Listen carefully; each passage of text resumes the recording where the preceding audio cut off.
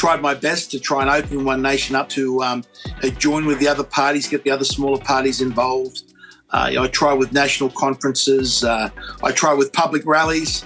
I try a lot of new things, trying to get some of the old candidates who were disenchanted back into the fold, but they didn't want to do it that way. So unfortunately, we've had a separating of the ways. That's a quote from Craig Kelly discussing his very recent departure from One Nation. Now, this is a really relevant topic because, of course, a lot of people are disenchanted with the state of the Liberal Party. Supposedly, that's our conservative representative within the country. And as a result of this disenchantment with the major party, the Liberal Party, people have gone looking for minor parties where they can invest their time and energy and hopefully see change. People have gone to One Nation, Libertarians, and various other minor parties and independents. And unfortunately, in Australia, we haven't been able to get the same sort of results as have the German AfD party or various, you could say, far-right or hard-right parties across Europe. Even looking next door to New Zealand, we've had New Zealand First won an election not too long ago, and they've been extremely successful in pushing the country further to the right. Joining us today, we have special guest Burchell Wilson, who is actually an elections strategist. He runs a training course for teaching the techniques that he learnt in the US on how to campaign effectively. That's something that we're going to get him to talk about a little bit. He's also the former chief economist for the Australian Chamber of Commerce and Industry. So welcome to the podcast, Burchell. We've had you on once before. Thank you for joining us again. Yeah, thanks for that very generous introduction. So as you pointed out, former chief economist at the Australian Chamber of Commerce and Industry, doing other things these days as a result of, let's be frank, just naked political persecution. So kind of pissed off, and spent some time in the campaign space in the States, did a lot of training over there, and have picked up a skill set that doesn't really exist domestically. So we'll have a chat about that. Of course. And welcome to the podcast, Matthew, my co-host. Thanks for joining us again this week after a short absence. Hi, everyone. Thanks for having me back, John. I was put on suspension for misbehaviour. Just nothing bad like the Liberal Party covers up, but Well, Matthew does a good kind of sexual assault, so we let him stay on the team. Anyway, So that's neither here nor there. Welcome to the podcast, guys. You're listening to Backbench Drivers. And Burchell, tell us about your story, how you got involved in politics briefly. We did cover it in the last episode, but tell us again. Tell us how you got cancelled and where that brings you to today and your involvement in the Libertarian Party. So I was a humble chief economist in Canberra, one of the good guys fighting in Canberra on behalf of small business for good public policy.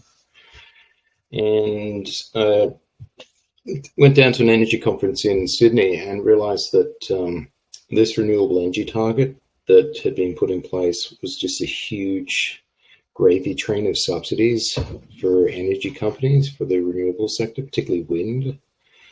So I pointed all this out. I pointed out it didn't make sense, even on its own terms, as an environmental measure, because it's an inefficient form of carbon abatement. So the subsidy you need to provide these people to abate carbon using wind and solar is just orders of magnitude above what you could accomplish using revegetation measures. So we're talking about $65 per tonne under the renewable energy target versus $10 or $12 per tonne using revegetation. It's huge. From 2014 to 2030, it delivered about, according to the ACCI Allen modelling report, that was done for the Warburton Review, which no one remembers. It's been memory hold, probably by Malcolm Turnbull. It generated $38 billion from 2014 to 2030 for these parasites in the energy sector, who then go away and despoil our natural environment. So I said it didn't make any sense. I went away, commissioned a six-figure modelling report by Deloitte Access Economics to point out the to do the analysis to find out just how inefficient it was as a carbon abatement mechanism, but also the sort of damage it was doing in terms of higher energy prices, loss of economic output across the country, loss of jobs, lower wages, etc.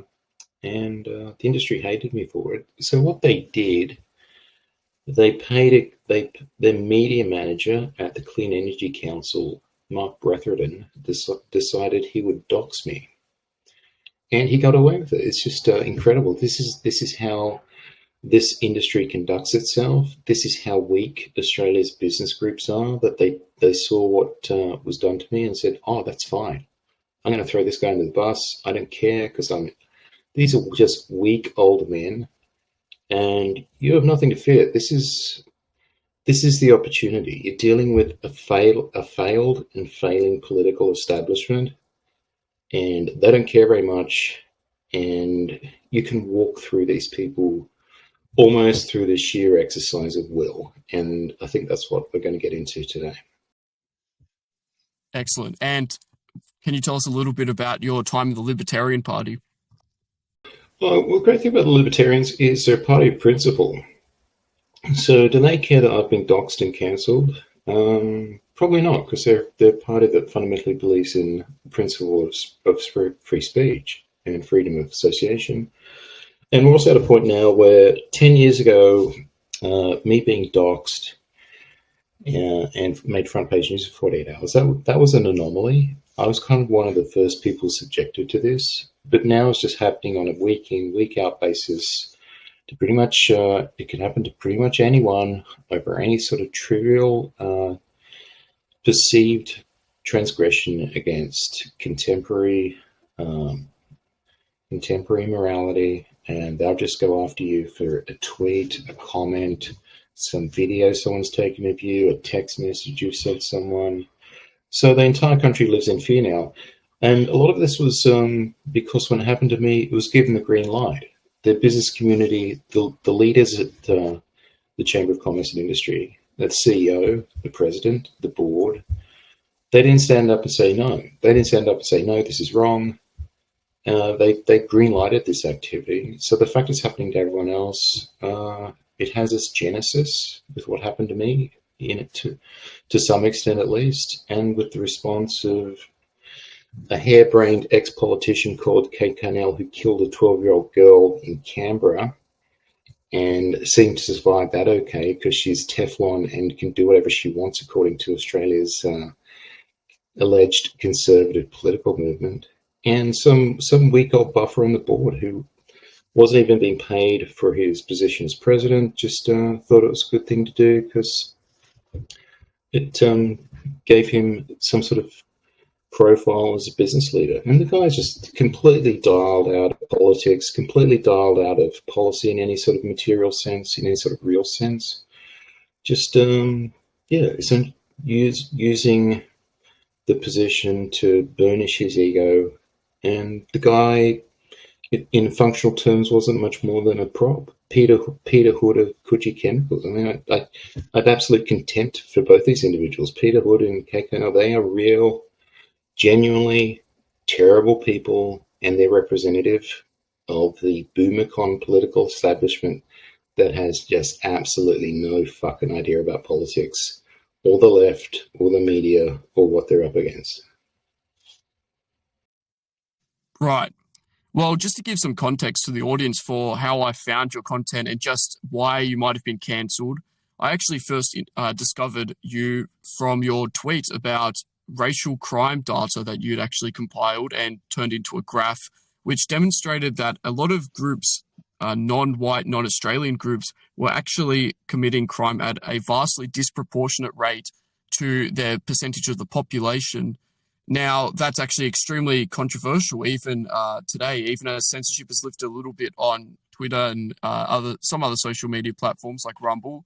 It is still an extremely controversial take, which will get you kicked out of mainstream politics for sure, despite the fact that it is extremely true and extremely relevant, because what some people may not tell you, and something that we did cover in a couple episodes ago, these non-Australian groups are actually growing as a proportion of the country. And so we can expect, in line with the data that we currently have, crime to commensurately grow with them. So what you were discussing is extremely true. Now, that's not something that is really a policy point of the Libertarians, something that they would discuss, I should say. That's a little bit of a better way to put it.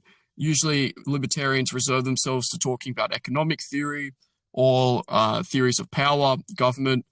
So I was quite surprised to see that you were actually writing about this and posting about it in the first place. And that's what initially perked my interest. Is this what originally got you cancelled, or am I off the mark? Discussions of these sorts of topics, I should say. I think I was cancelled for trivia, so anyone can go away, Google the hit pieces written about me. I think my cardinal sin in that instance was having jokingly referred to Joe Hockey as a little fat bastard, and it's a tongue-in-cheek remark amongst friends. So there was no malice involved in it. It was jovial. It's a term of endearment in my family. And Joe Hockey didn't give a shit. The only people who gave a shit were the fucking journalists in the Canberra Press Gallery who wanted to get me fired. And it's so bad that when I was up on the hill after I got back from the States in 2019, I bumped into one of these journalists, Andrew Green, the ABC defense journalist. But he covers defense, whatever you call it, someone in that role. I said, look, you know what happened to me, don't you? Because this is pretty fucking sick behavior. And a trade association, industry association like the Clean Energy Council, with its large corporate membership, paying someone to dox me and get me fired because they didn't like the advocacy I was doing. And he said, oh, yeah, that was good. I want to see more of that. And it's kind of like, are you fucking serious? So that's the mentality of these people. And my response to that is, it's just clear to me, you really are the problem. You journalists, you think you actually know something, and you think because you presume to curate Australia's public policy conversation that you're somehow above the rest of us, and you get to behave in these sort of grossly unethical fashions. And no, so what should my response to that be? Should I go out and put a $5,000 bounty on Andrew Green's head? Say anyone who can get Andrew Green fired by doxing him or providing me with any other form of information that I can use to get him fired, discredited, drummed out of Canberra, drummed out of the profession of journalism, and made unemployable for the rest of his fucking life. If you can do that, I'll give you $5,000, because that's exactly what he said to me in Canberra in 2019, and he was fucking proud of himself, and he was proud on behalf of all these absolute fucking cunts in the Canberra Press Gallery. And you may have to beep some of that out. That's how bad this is. That's what you're up against. That's the mentality of these people. They are just completely off the chain. They're unregulated. They'll never learn.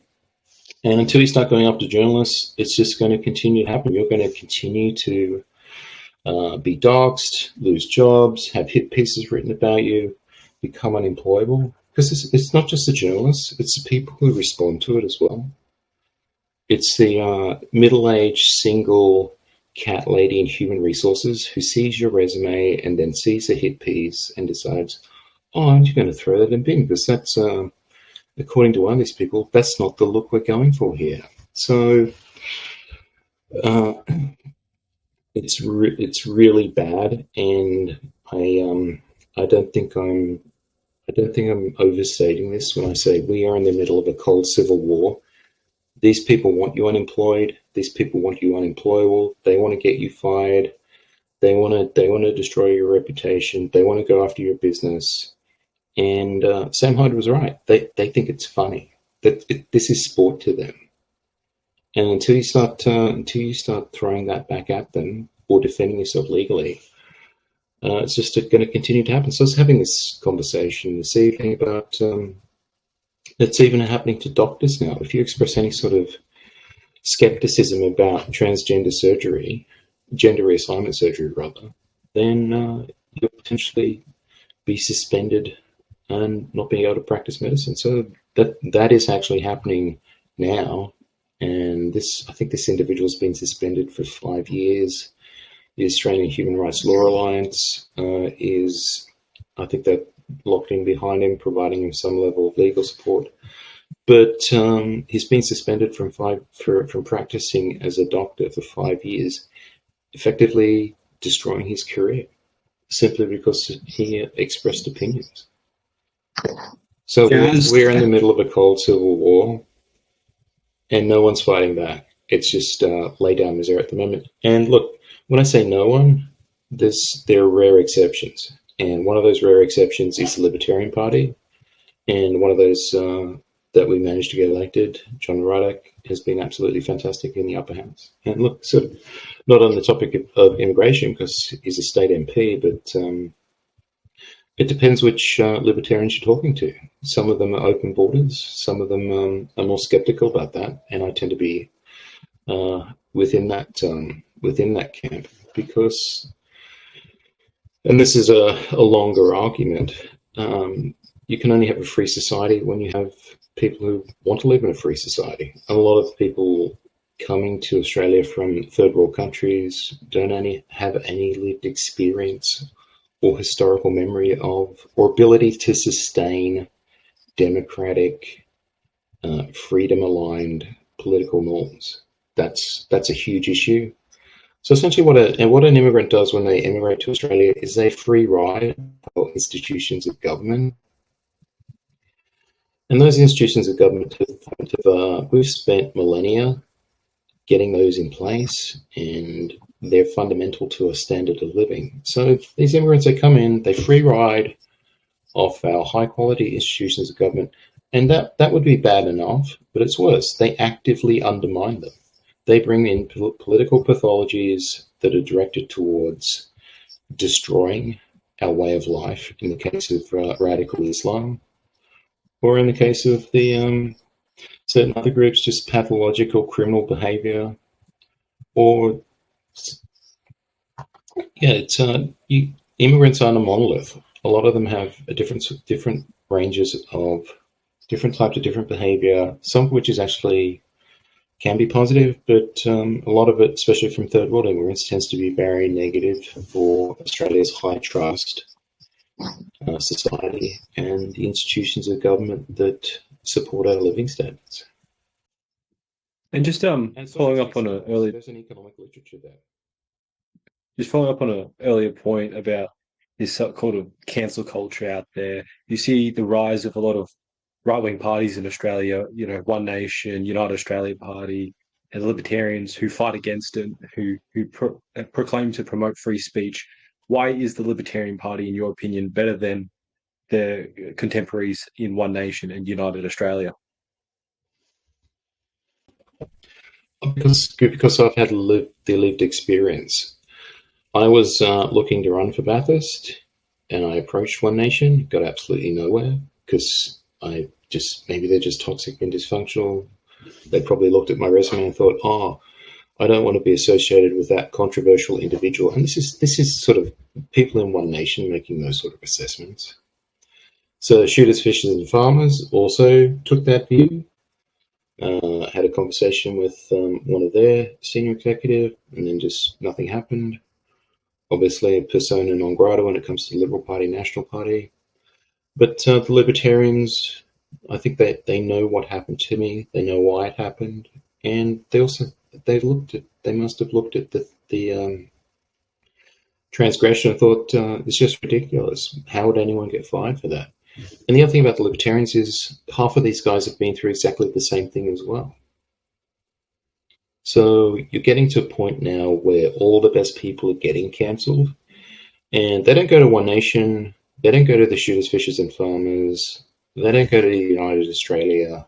They end up in the Libertarian Party, because the Libertarian Party is a party principle that believes in free speech.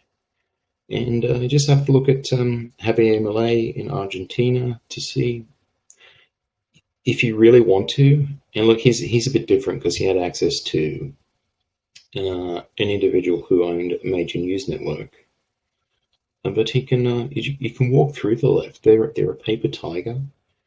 And the reason no one does is because these people are just fanatics, and they will try and get you fired and destroy your life simply because they don't like what you believe, and that's just how they do politics. And if that's just how they do politics, then they can't complain too much when it happens to them. Yeah, I jokingly made a tweet saying that honestly, I see a lot more potential in the Libertarians from a right-wing perspective in Australia than One Nation. And I said that I prefer autists to bogans.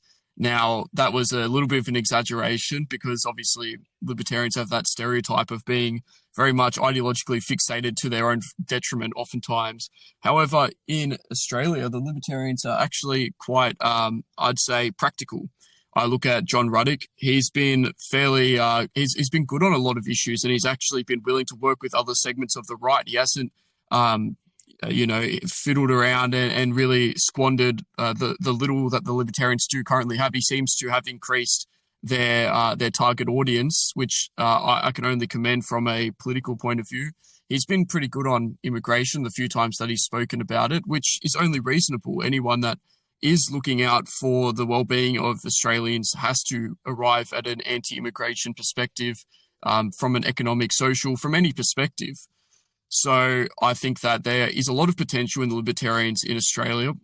Now, I'd like to go on to the next sort of segment, which is asking you, how can we make this happen? How can we get Libertarians who are, electorally unsuccessful, not to be rude, but so far they've only had limited success, whereas maybe One Nation has had a little bit more success. There are some other independents and minor parties as well that I could throw out there as examples of unsuccessful minor parties from the right wing. Unfortunately, there has been so much wasted potential in that regard that we haven't really moved the ball further down the line. The Liberal Party still is the ruling hegemon in terms of soaking up right-wing voters in this country, and unfortunately, they are not doing very much with it. Speaking broadly, how can we move in a better direction in terms of electing better candidates and then obviously putting forward better policy? To my mind, it all comes back to campaign competence, and no one really knows how to run a political campaign or get elected in the country. Not even the major parties. So if you're a Liberal Party candidate, the hardest you ever work is to get pre-selected for a safe seat, and then you just ride the brand into office. These people don't do a lot of fundraising. They're not particularly good at campaigning. They're not particularly good at formulating policy. What they are quite good at is gaming an internal party system, an internal party structure, and they don't get elected on their own merits. People don't vote for the candidate, or for the most part, they don't. They just vote for the brand. So you vote Liberal because you're a Conservative, or you vote Liberal because your parents voted Liberal, and you haven't got to a point where you're willing to reconsider that. So these people don't actually know how to get elected, and that therein lies the great opportunity. Anyone who has a decent campaign skill set in terms of knowing how to go away, do the basics of fundraising, knowing the legal system so you don't get into any sort of trouble with defamation law or human rights investigations, how to run basic digital media, how to deal with the press, how to act when you get to the next level, how to build a campaign website, how to run an email list off that campaign website, and maybe skill sets like this. I mean, being able to put together a podcast, edit it, and do a bit of video. The great thing about all of this is you can learn this close to free, either at zero or very low cost online. But I think the trick is just knowing that these are the things you need to do to get elected is where most people go wrong. So most people, when it comes to politics, they have the Sir Galahad mindset that simply because they have the right policy arguments and that they're on the right side of a certain policy issue and they've got some analysis to back them up or some polling to back them up, then they think things will just naturally fall in their lap, and they'll get elected, or they'll win the day on a policy issue or the referendum or whatever it is. And that's how politics is done. And that's no, not at all. So the thing I learned running for Bathurst is the first thing you find out is no one knows who you are for the most part. So the first thing you have to convince people is that you exist. The next thing you have to convince people is that they can trust you, and that's even harder. And the final thing you have to talk to people about is what you can actually do for them. And until you're having those conversations, if you're in the campaign space, or if you're interested in politics, unless you're thinking along those lines, you're just LARPing. And a lot of people who are in the sort of political arena or adjacent to it or interested in politics, for the most part, they have grandiose ideas about policy that probably aren't very good to begin with, but are probably also completely irrelevant to the actual task of getting elected, which is at its heart a logistical exercise and an exercise in marketing and branding. Well, what would be some of the major problems that you do see, for example, in the marketing and branding of current right-wing candidates or parties across the country? Well, the strength of Pauline Hanson's One Nation Party is the brand, but it all does centre on Pauline Hanson, because whatever her faults, she's not terribly bright. She's not the best public speaker. Doesn't seem to have any real capacity to act strategically or build coalitions. But she's got a good retail instinct for politics, and she's quite grounded as a human being. So I can see why people are attracted to her. I can see why they vote for her. But unfortunately, she doesn't have the horsepower to rise above One Nation just being a sort of rump political party with maybe one senator in one state at a given election. And so you see this with One Nation, that they do get candidates, and these candidates get on board with the party. They get endorsed they run, they win, but then they think, so essentially they're just riding Pauline Hanson's brand into office. And if there's a double dissolution election, they can pick up 2 senators in any given election in Queensland. They'd probably pick up 1 or 2 in other states as well. So these candidates who latch onto One Nation, ride its brand into office, and the personal dynamics there become acrimonious. These people come to think that they're actually bigger than the party, and they can get re-elected without their help. And to some extent, that's right, because once you're elected, you're basically you're omnipresent in the minds of voters, because you've got the allowances you can use to communicate with the electorate, and an excuse for doing so because you're a sitting MP. You've got the staff around you in the office, albeit they have to make sure they're not doing campaign stuff during work hours. But it's more just incumbency. So once you're an incumbent, that lifts your profile in the electorate. People know who you are, and some of them actually trust you and are quite happy to see you re-elected. But some of the other parties, I mean, Shooters, Fishers and Farmers are pretty impressive. I met 4 of their guys in Washington, D.C. doing campaign schools. So they take campaigning seriously. They've got credible candidates. I think at one point in New South Wales, they had 4 state seats. And I think those 4 seats covered about 30% of the state, if I'm not mistaken, because they were the large country rural electorates out in the west of the state. But again, they've disintegrated. So I forget the names of these individuals, but Paul Donato has gone independent. So is Helen What's-Her-Face down in south of the state. Look, I don't track these things terribly closely, because Australian politics is kind of boring and it's hard to take seriously. But those tend to be the minor party dynamics you witness, because these people don't know how to get elected on their own, so they ride a brand into office and then turn around and think they can do it themselves and that they don't need the brand anymore and they can just be independents. Some cases that's true, some cases it's not. But look, so an idiot like Andrew G, for instance, who leaves the National Party over an issue of like The Voice, and Claire had one of the strongest no votes in the country. So someone like Andrew G, he's lost the party brand.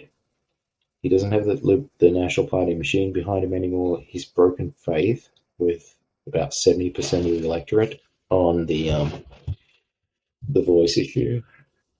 So he's on hiding to nothing to get back in. It won't happen. But unfortunately, the National Party candidate there is not exactly operating on a full tank of petrol. Sam Faraway, he's a high school graduate who's worked in his parents' hire car business. But the sad thing is he'll probably get elected simply because he's the National Party candidate, and historically people vote National, and that's what they kind of know him because he's an upper house MP at the moment. But where were we? Remind me where I'm going with all this. I was just asking about some of the major problems in branding, but I think Matthew has a follow-up question about some of the other problems with minor parties at the moment that you did touch on. Yeah, we see a lot of, obviously there's a smaller vote share, as you're talking about, people vote by brand. So you have Liberal Party voters, National Party voters, and you have a small contingency in the right, and they have a whole plethora of parties to go through. They could go to Clive, they could go to Pauline, they go to Libertarians. Is that kind of competition or vote splitting, does that hurt the minor parties in terms of their sustainability in developing a brand or developing a voter base? Yeah, absolutely. But the thing is, in that space on the right where you're potentially contesting for, I don't know, best case scenario, 15 to 20% of the population, you just have to be the smartest retard. So one of these outfits will develop the campaign competence to actually go out and establish a credible policy platform, to learn how to fundraise, learn how to run campaigns and get elected, and the others will fall away naturally. So the sad thing about One Nation is the Pauline House has been around since 1996, and you check her website, and the policies are still just it's dog shit.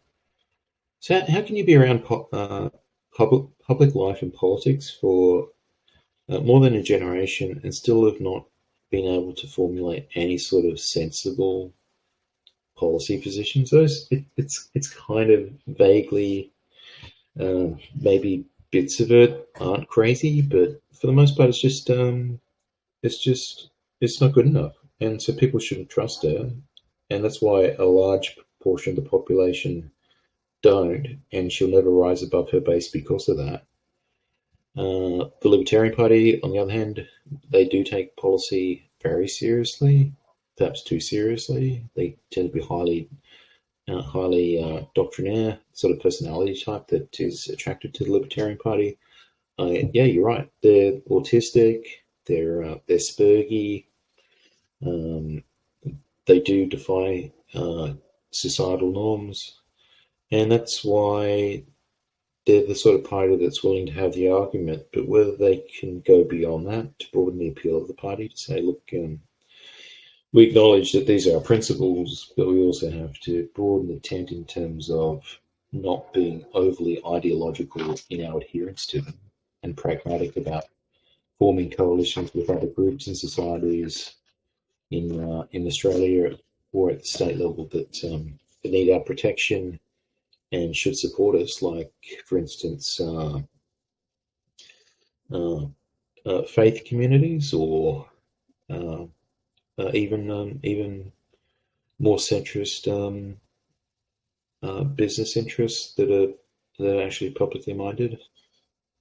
So that's the challenge for the Libertarian Party going forward, to make themselves a broader tent for that 15 to 20% of the vote on the right that can coalesce and grab 6 Senate seats across the country at some point in the future, to develop the campaign capacity to do that, to develop a donor base, to learn how to leverage email lists properly, to build social media followings that they can activate, to build a volunteer base, and but also have an executive that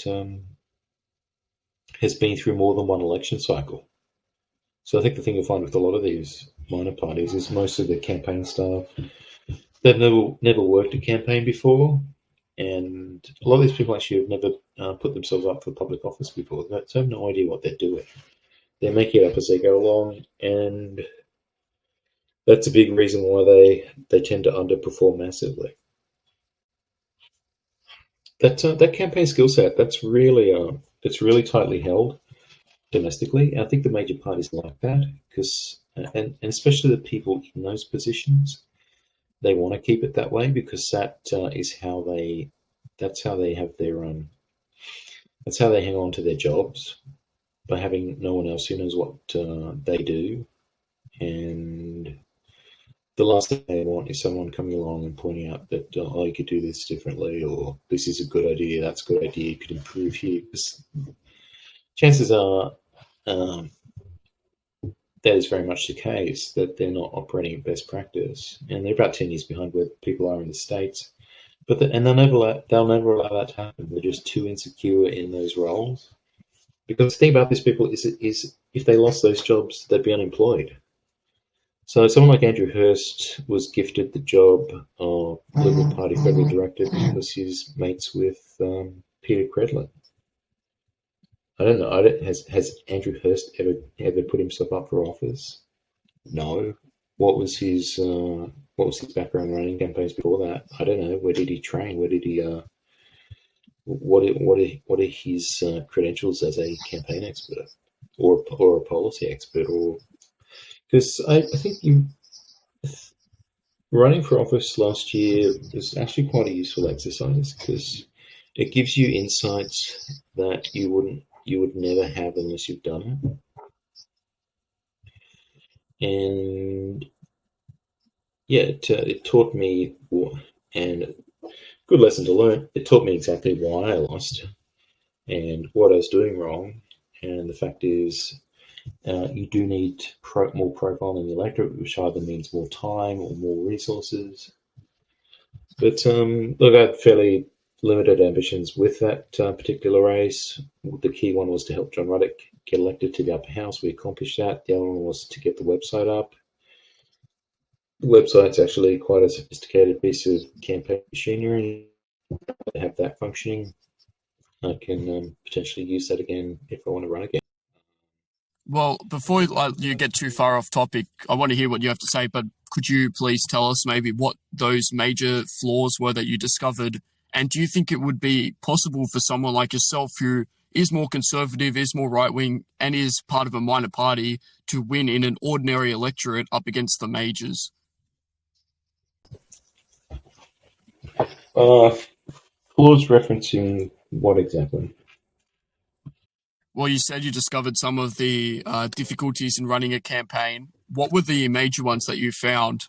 Do you think that you could then resolve those to such an extent where you actually could win despite the strength of the major parties? Yeah, absolutely. So where everything starts, I mean, not everything depends on money, but in order to have agency, you need to be able to fundraise. And fundraising in the Australian context is very, very difficult, especially for a minor party. So, it's not impossible. I did have some success, but at the same time, the thing you realise about Australian public life is most of the money in Australian politics is public money. It's public funding from the electoral offices, either at the state and federal level. but you only pick up that money on the other side of the campaign. So, and you only get it if you qualify for the public expenditure, which means typically you have to hit a 4% quota. So if you get more than 4% of the vote, you get public funding, and you can recoup your campaign expenditures. But you can only do that after the fact.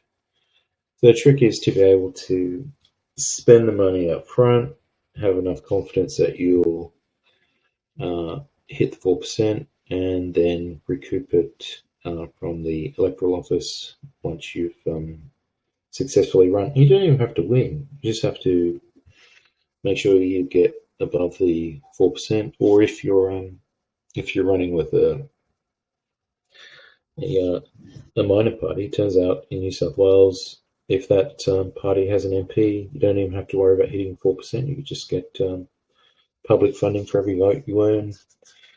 You pick up, I think it's $4.60 something cents in the lower house, $4.50 in the upper house, if memory serves, in New South Wales. So you just have to figure out a way to win a vote for $4.60, and various ways to do that. So candidate could go out, spend a lot of time in the meeting people, saying hello to people, convincing them that he's worth voting for. Problem is, candidate only has so much time, and it takes one or two candidate contacts to convert a vote, is a rule of thumb. So through strength of will and a lot of hard work, you can earn votes, but a candidate can only do so much. So what else can you do? You can run some digital media. So I think it takes about 7 digital touches to win a vote, according to some metrics. And you can buy that for 15 cents an impression. So what's that? You pick up a vote for $1, $1.20, and on the other side of that, you pick up $4.60 odd cents in electoral funding. So that's the real trick, to realise that this is how you win a vote. This is how much it costs, and then you can get the public funding on the other side of that. Once you've built your beachhead and you're receiving the money, then you've got your foot in the door, and you're building your email list. You're building your social media following. You're building your profile in the community. I don't know too many people that actually. A lot of the people in Australian politics they don't think strategically or intelligently, and they certainly don't think like an economist. So this is how our system works, and people can go away and you're not doing anything untoward by engaging in these strategies. It's just that's the straightforward calculus of having public money available for people who run for office and then get votes directed towards them by the voting public. Yeah, just touching on that, it speaks to the level of dysfunction in the Australian political arena. These people are fucking retards. It's that simple. You can run rings around them, and it's hard to respect people who are this dumb. And I don't say that about the left, because they take politics seriously. It's just the people we have on the right don't, because predominantly they're not careerists. They're amateurs who breezed into these roles, breeze out of them on the strength of either personal connections or party loyalties, or just accidentally. So they're not a professionalised political class in the same way that they have in the States, or that we have in terms of some of the operatives on the left here. Yeah, exactly right. And just touching on your point around, how to effectively use money and go to how to win votes, through digital marketing or in-person stuff. We saw the Trump campaign in 2016 be able to use big data to try and understand and direct messaging on the voter base. Is there anything we could do like that in this country around the same-sex marriage plebiscite or the voice referendum or previous elections to try and use all that data set to try and pinpoint which kind of electorates or divisions we should target, which council seats, and how to best target voters and try and win seats as a minor party? Well, I suppose the first question I have is what data? Who has data? Trump has data. No one in Australia has data. Well, I believe that the Liberal Party at least used to ideologically profile their electorates, but I don't know if that's been done since the early 2000s. I'm not really familiar on the up-to-date info. Yeah, I think the thing about that system is this is a problem when you have a political party surrounded by people who make a living off that political party. So this what is it, Parakelia or something? I don't think it's a particularly good system, and it's about 20 years behind best practice relative to the states, is what I've been led to believe. So the sad thing is there's a whole bunch of people around the party who make a living out of this particular entity. So the parliamentary officers, they dedicate a certain part of their budget to sustaining this entity, and so essentially they just live off taxpayer dollars. So they're free market advocates who are tax-eating parasites, which is ironic. And there's no competition. So and they don't want any competition, because if there were any competition, they would lose, and they'd lose their jobs. So this is the pro-freedom party that advocates meritocracy, that's surrounded by grifters and incompetents who eat taxpayers' money and don't want any competition, especially when it comes to them and their shitty product and their crappy jobs. It's tragic, and this is how you can end up in a situation like we did last week. We have these fuckheads can't even arrange nominations for local council races. 140 candidates couldn't get their paperwork in because Don Harwin or whoever it was in the New South Wales Liberal Party executive wanted to play silly buggers with putting these candidates forward at the 11th hour. Just it boggles the mind, the mentality there, and the absence of base level competence.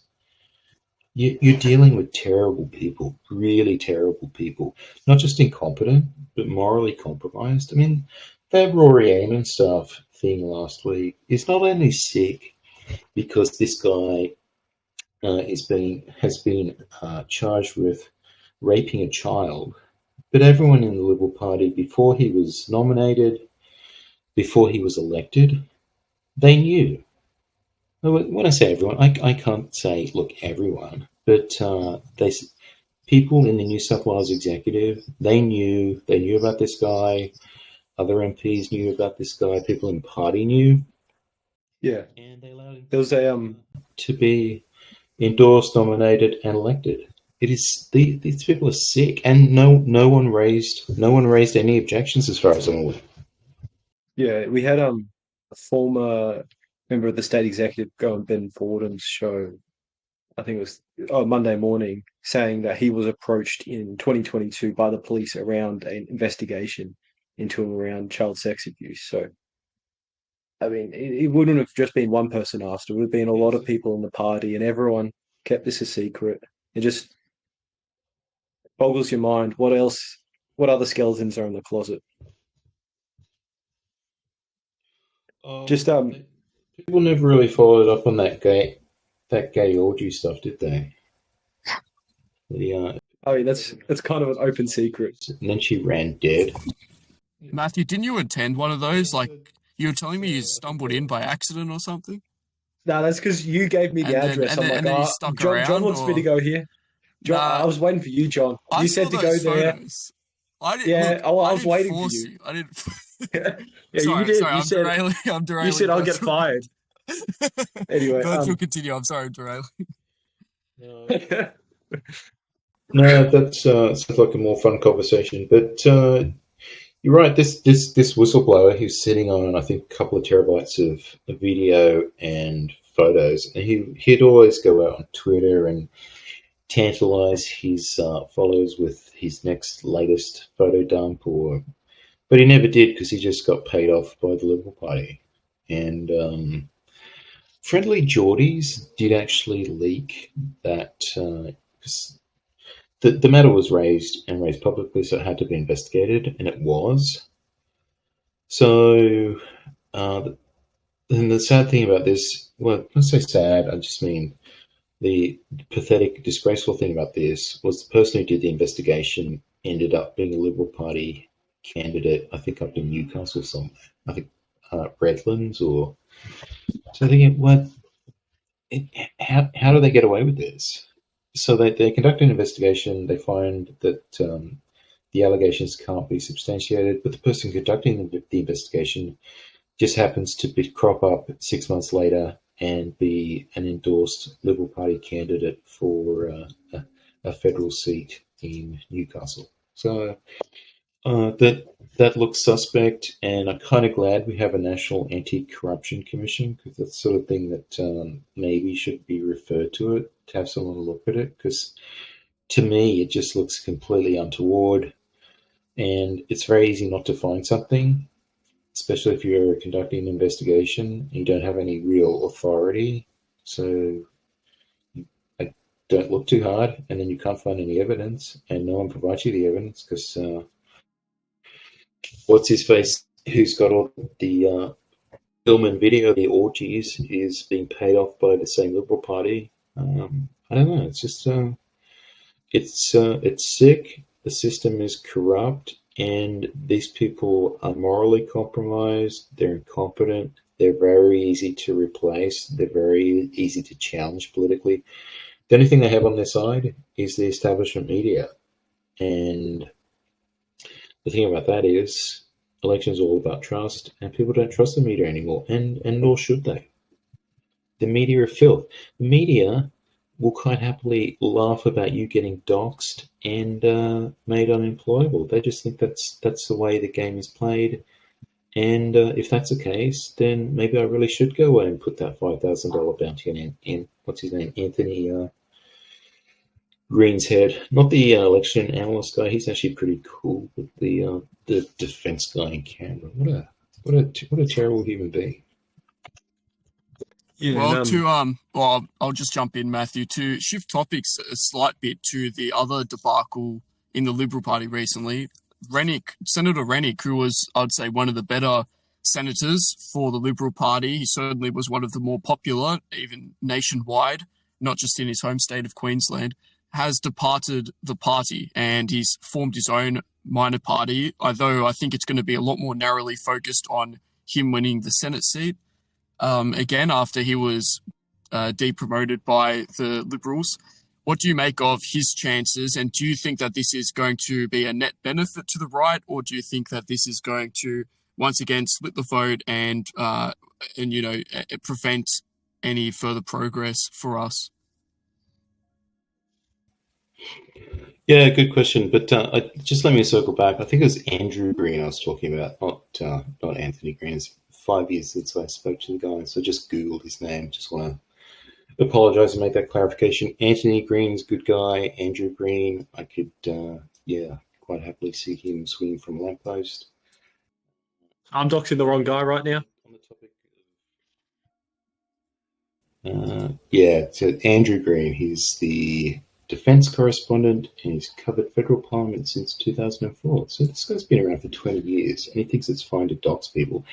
And they send him to Afghanistan, Iraq, the States, Europe. So I don't know, if he lost his job as a journalist, what would he do after that? And chances are he's done something somewhere to someone, or he said something to someone, because these journalists, I think they're pretty funny, right? And that's the appalling thing about all of this. And people call it cancel culture, and that's kind of a polite euphemism, and it serves to obfuscate what it really is. You're basically talking about the politics of personal destruction, and it verges on Marxism, because what the communists did was they had their propaganda outfits write hit pieces about people and try and make them non-entities. But circling back to Jared Rennick, look, that's great question. What happens now? I wish I had an answer for you. The obvious question is, what sort of resources does Rennick have at his disposal? And I don't have a good answer to that. Maybe someone with more insight does. But he's probably the most credible person on the right. So, at least in Queensland. So, Yeah, I know with over by the Liberal National Party. Yeah, I know with Rennick, he does have a large mailing list, which is what you were talking about before is kind of crucial. And unlike Craig Kelly or any of the other people who join these minor parties, he's already a sitting senator, so all of his travel within Queensland would be comped. Unlike Craig Kelly, who would only have his travel expenses paid within his own electorate when he went to try and transition to the Senate, or the same with George Christensen up in North Queensland. So he does have some things going his way that other people in his position previously didn't. And like you were pointing out, he is, he's well spoken, he's quite personable compared to these other figures. So his chances, I think, are better than others. But it's still a tough game to run against the major parties. And ultimately, he's going to be vying with Malcolm Roberts for that Senate seat up in Queensland. Yeah. So what I know about Rennick, he does have, 250,000 followers on Facebook, which is one of the largest social media followings, if not the largest, of any Australian politician, because he's been quite prominent on vaccine issues, with the result being he's attracted a lot of international attention because he's a high-profile sitting senator in a major Conservative party who's been vocal, outspoken, and I think because he's motivated by the truth as opposed to his own career, he's genuinely well-intentioned and is genuinely concerned about the country, whereas some of these other senators, they'll call you on the phone and tell you they're about to vote in Parliament on a motion that denounces you and strips you of your Order of Australia, and they just want you to know that they're sorry about that. They're going to step into the chamber and do it anyway. And so that's essentially what Amanda Stoker did to Bettina Arndt before the Australian Senate, with two exceptions, cancelled her. And the exceptions being Pauline Hanson and Malcolm Roberts, who took a principled stand on that issue. Bettina had an opinion. They thought she was perfectly entitled to have an opinion. And unfortunately, the Liberal Party didn't share that view. The Liberal Party and the National Party, they thought what Bettina said was beyond the pale, and they only thought that. They only thought that because they were told to think that by journalists. They were told it was wrong by journalists. And that's how spineless these people are. They just fold in the face of pressure from barely unemployable arts graduates working for legacy organizations that call themselves newspapers, that call themselves news shows. Are you serious? Have you sat down and watched commercial news? It is trash. But having said that, even the ABC product is just intellectual garbage. I mean, you can't take it seriously. You're being spoon-fed really shallow talking points on issues that are kind of third-tier importance. And I'm thinking, because I accidentally scrolled onto the ABC website today, and I saw some gay guy talking about lifestyle issues on some lifestyle column on the ABC. I thought, why the fuck is this being funded by the taxpayer? Where's the public interest in this? If people want to go read some gay magazine, then there are a lot of private sector substitutes for this. Why are we subsidizing this guy's career? Why are we giving him a platform on our state media? Just made absolutely no sense to me. And the guy's kind of funny, and he had some self-deprecating line about being an uncoordinated gay Asian guy, and so I don't begrudge him on a personal level. He can do whatever he wants, but he wants everyone else to subsidize his career as some talking head on state media when there's no market failure to justify the provision of that service. It's just crazy. So I think I've gone off topic again. Where were we? Well, I just wanted to hear about Rennick specifically. Do you think that his leaving the party will be a massive detriment? And then we went on to the topic of, well, he's obviously got a huge social media following, and you mentioned that the newsletter and the social media following is actually a good thing that a lot of minor candidates don't do, that he's doing right. Oh, well, the question is he has that huge social media following and he has an email list. I don't know how big his email is, but the question is, what is he doing with that? How is he leveraging that? And does he actually use that to fundraise? Does he actually use that to mobilize volunteers? Does he use that to hold events? Does he use it?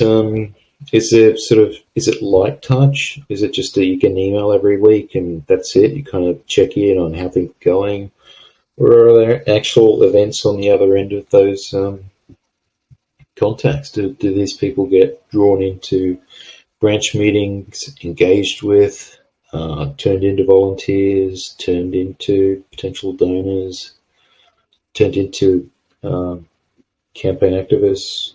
I don't know. I don't know what sort of level of involvement's going on, but I'd suspect if it's anything like the rest of the Australian conservative movement, there's probably very little happening. So you can have a social media following of 250,000 people. If half of those people are offshore, that doesn't help you very much. If the other half who are onshore aren't actually doing anything for you, how does it help get you elected? So people have this weird view that simply because you've got a social media following, and somehow that translates into influence. And this isn't even a particularly large social media following in an objective sense. Because if you're talking about a proper celebrity, then they'll have 10 million followers. What's that compared to a politician that look, most Australians outside of Queensland probably couldn't name Jared Rennick. They don't know who he is.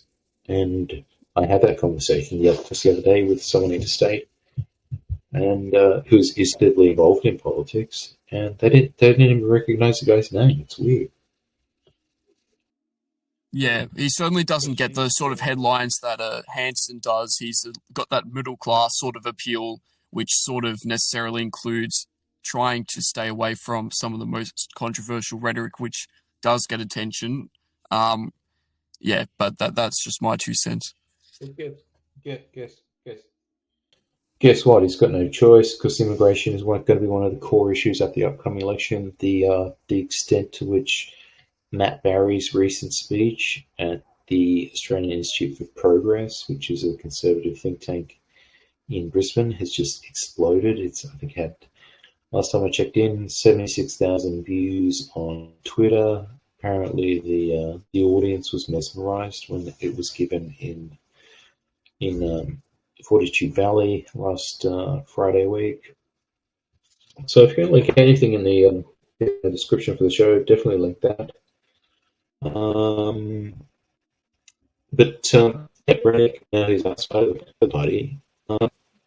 He's not. He can basically say or do whatever he wants. The Liberal National Party probably were a constraining influence on him in the past, and now he's free to chart his own course. And the question is, if you're going up against Pauline Hanson, or potentially the Libertarians, or some other minor party candidate for the Senate, and in an election year dominated by this sleeper issue of immigration, then he's basically going to be forced to have a position. He's going to have to carve out their vote and differentiate himself from the Liberal National Party. So I don't think he has a choice. He has to address that issue. He has to let people know what he stands for. If he's just another watered-down Liberal Party senator, there's probably not a lot of point people voting for him. They might as well vote for One Nation still. Well, there you go. Senator Rennick, if you're listening, that's your advice. You can take that and run with it, or not listen. It's your choice. I've just got one more question before we wrap up. Oh, can you hear me? Oh, we haven't even got to the good stuff yet. Oh, okay. Sorry. I'll let you go. Yeah. Can you hear me? Where was I? So the option for Rennick, I think, is to say, look, I stand for everything Pauline Hanson does, but also we should have those conversations, but they need to be respectful and intelligent, and try and back his positions with some detailed policy thinking and some credible thought. Because the problem Pauline Hanson has is she's never going to rise much above her base, because people beyond that base don't trust her. Whereas Rennick's opportunity is to capture that base and broaden the scope of it by being the articulate, intelligent individual he is. And I don't think that's particularly challenging. So, like I said before, for these parties on the right, that 15 to 20% vote that's potentially out there, all you have to be is the smartest retard. And in the context of a whole bunch of people who aren't particularly good at campaigning or formulating policy or fundraising, it's not particularly hard. Well, that brings me to my final question then. I appreciate the added information. Burchell, let's say you're running for Bathurst in New South Wales again in the upcoming state or federal election. As a Libertarian, once again, what would you do to not just win 4% of the vote, but to then take it all the way and actually win the seat? And is that possible? Well, I suppose the thing about Libertarians outside of the cities is they don't really exist beyond the Blue Mountains. So whether I would run for the Libertarians again, if I ran for Bathurst again, I just couldn't guarantee that, because it doesn't make a lot of sense to me. Still quite sympathetic to the party, but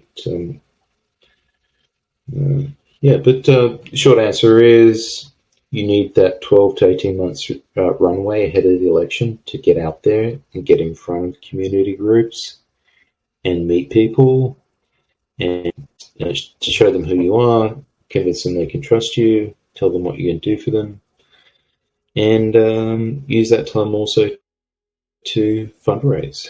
So fundraising is possible. It's hard, particularly for minor party candidates, but people will actually give money to minor party candidates, particularly in the current environment in which they just completely lost trust with the Liberal and Nationals. And look, in New South Wales, for good reason, they proved themselves to be incompetent and morally compromised. Just the last 2 weeks have been horrific for them. But yeah, so what would I do? I'd go to a data vendor and watch the electorate of Bathurst. Oh, this is what it costs. Great. I'd start open a direct line of communication to the people of Bathurst via email. Tell them this is who I am. This is what I stand for.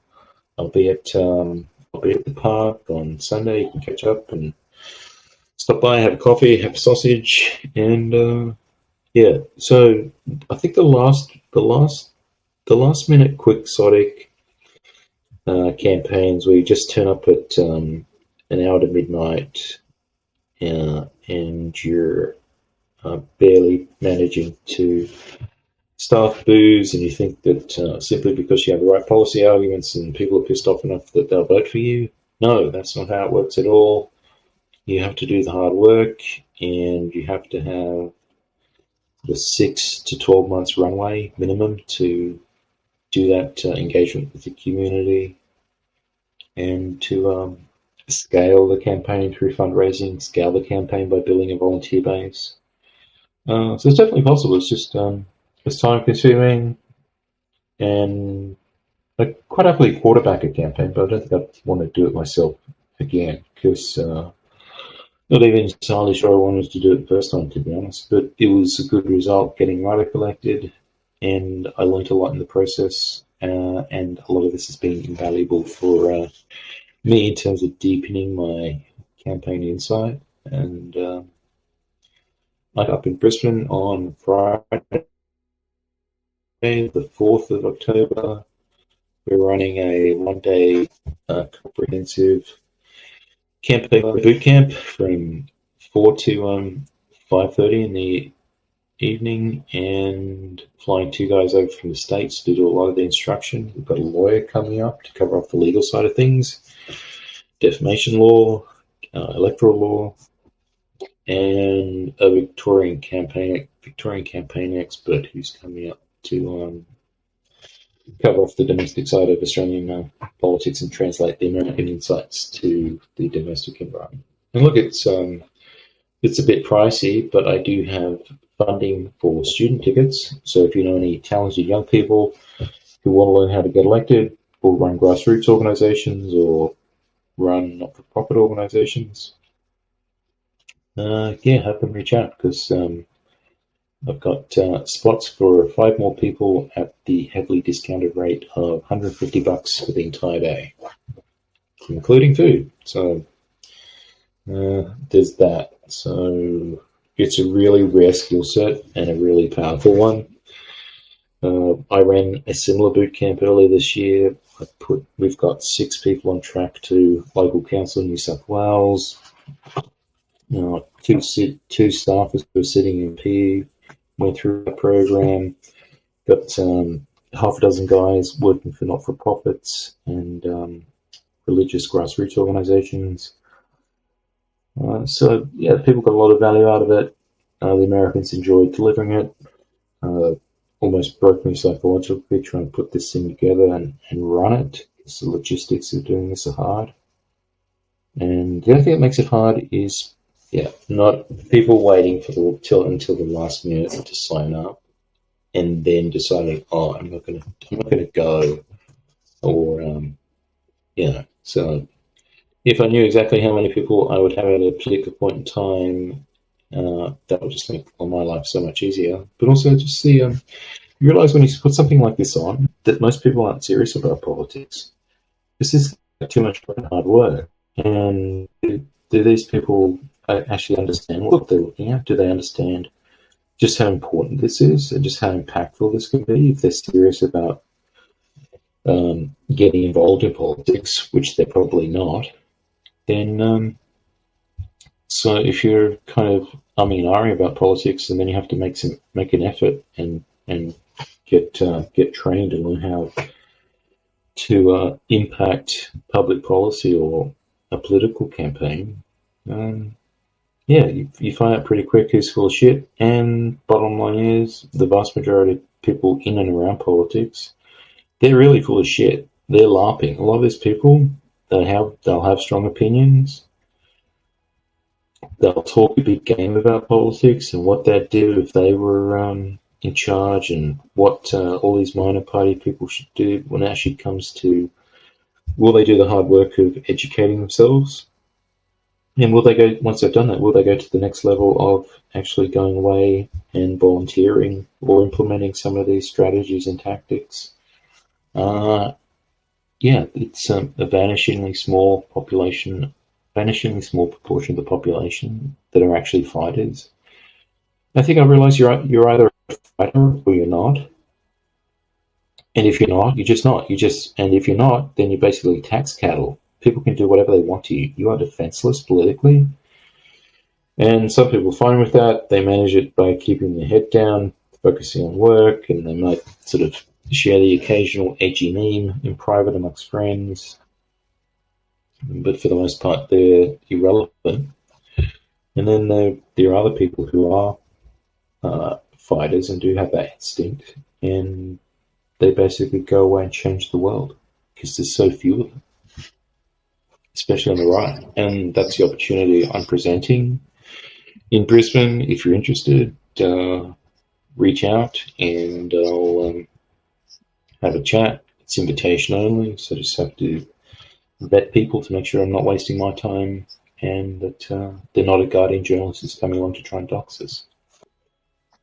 Yes, if you are a warrior, if you're serious about saving this country, contact Burchell, contact John or myself. We'll put the links in the description.